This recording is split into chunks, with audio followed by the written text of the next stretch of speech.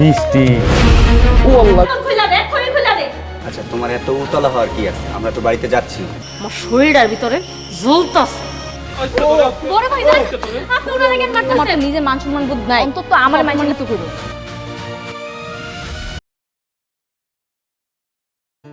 আসসালামু আলাইকুম বন্ধুরা, কেমন আছেন সবাই? আশা করি সবাই ভালো আছেন। সত্যের মৃত্যু নেই নাটকের 54 নাম্বার পর্বটি তো আপনারা সবাই দেখে ফেলেছেন, কিন্তু 55 নাম্বার পর্বটি কবে হতে চলেছে আর এই 55 নম্বর পর্বটি কবে কখন রিলিজ হবে সব কিছু জানাবো আজকের এই ভিডিওতে, তাই না টেনে শেষ পর্যন্ত সাথেই থাকুন। বন্ধুরা, 54 নাম্বার পর্বতে আমরা দেখলাম মানুষের সততা আর সরলতার সুযোগ নিয়ে সমাজ কতটা নিচে নামতে পারে। আমরা দেখি সালাউদ্দিন নামের এক সরল যুবককে, যে নিজের আত্মসম্মান নিয়ে বাঁচতে চায়। ঘরে তার অসুস্থ স্ত্রী আমেনা, অত সংসারের চাল ডাল কিছু নেই। কাজের ফাঁকে সে মোবারক মেম্বারের কাছে যায়। মেম্বার কাজের অভিজ্ঞতা জানতে চাইলে সালাউদ্দিনকে বলে সে চাষবাস থেকে শুরু করে গৃহস্থলীর সব কাজ করতে পারে, কিন্তু মেম্বার তার কোনো ভালো কাজ দেয়নি। অগ্রিম কিছু টাকা দিয়ে এক জায়গায় পাঠাবে বলে ঠিক করে। সরল সালাউদ্দিন মেম্বারকে খুব ভালো মানুষ মনে করে খুশি মনে বাড়ি ফেরে, কিন্তু মেম্বার আসলে রূপটি ভয়ঙ্কর। সে মনে মনে সালাউদ্দিনকে বোকা ভাবে, তাকে নিজের স্বার্থে ব্যবহারের শখ কষে। অন্য দৃশ্যে আমরা দেখি এক পরিবারের সম্পত্তির ভাগাভাগির ঝামেলা। সালাউদ্দিনের বাবা ঢালি সাহেব হজে যাওয়ার আগে নিজের সব সম্পত্তি হিসাব করে শেষ করতে চান। রাস্তার পাশে জমি, মসজিদ, মাদ্রাসা দিয়ে বাকি জমি নিজের দুই ছেলে স্ত্রী কন্যার মধ্যে ভাগ করে দেওয়ার সিদ্ধান্ত নেন, কিন্তু সেখানে সালাউদ্দিনের নাম নেই, কারণ সালাউদ্দিন নাকি সবার সামনে তার বাবাকে ছোট করেছে। ছোট ভাই মঈন আর তার সৎমা এই সুযোগে বাবার কান ভারী করতে থাকে।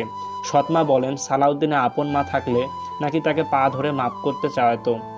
মঈন গোপনে সালাউদ্দিনের সাথে দেখা করে বলে বাবার কাছে মাপ চাইলে সে 15 বিঘা সম্পত্তির মালিক হতে পারবে, কিন্তু সালাউদ্দিন পরিষ্কার জানিয়ে দেয় যেখানে সে কোনো অন্যায় করেনি সেখানে মাপ চাওয়ার কোনো প্রশ্নই আসে না।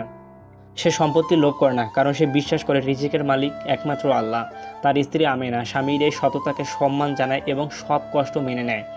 এদিকে মোবারক মেম্বার আসলে যে একটা চালবাজ, যে কিছুদিন আগেই মার্ডার কেস জেল খেটে বের হয়েছে, সে সালাউদ্দিনের সরলতা থেকে পুঁজি করে এক ভয়ঙ্কর ফাঁদ পাতে।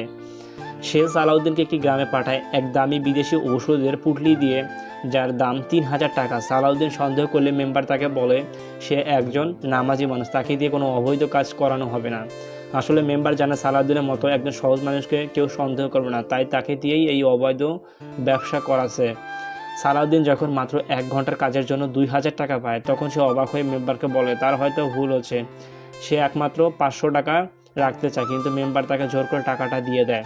আড়ালে তাকে আসতে বোকা বলে উপহাস করে। এখানে দর্শক হিসেবে মনে প্রশ্ন জাগে, সালাউদ্দিন কি বুঝতে পারবে যে সে আসলে মেম্বারের অবৈধ পাচার চক্রের ফাঁদে পা দিয়ে ফেলেছে? তার এই সরলতা কি তাকে বড় বিপদের মুখে ঢেলে দিবে? এখন প্রশ্ন হচ্ছে, পরবর্তী পর্বে আমাদের বিশ্লেষণ অনুযায়ী আমরা দেখতে পারি যে সালাউদ্দিন অজান্তেই পুলিশের হাত ধরে ফাঁদে পা পড়তে পারে। মেম্বার আসলে রূপ সবার সামনে প্রকাশ পেয়ে যেতে পারে। গল্পের বর্তমান পরিস্থিতি দেখে এটাই মনে হচ্ছে সবথেকে বড় আশঙ্কা। আপনারা যারা অধীর আগ্রহে 55 নম্বর পর্বের জন্য অপেক্ষা করতেছেন, তাদের জানিয়ে রাখি এই পর্বটি আগামী 7 জুন দুপুর 3টায় রিলিজ হবে অফিসিয়াল ইগল ড্রামা সিরিজ চ্যানেলে। আপনার কি মনে হয় পরবর্তী পর্বে কী ঘটতে পারে? আপনার মূল্যবান মতামত কমেন্টে আমাদের জানাবেন। দেখা হবে প্রিয় নাটকের নতুন কোনো ভিডিও নিয়ে। ততক্ষণ পর্যন্ত ভালো থাকুন, সুস্থ থাকুন। আল্লাহ হাফেজ।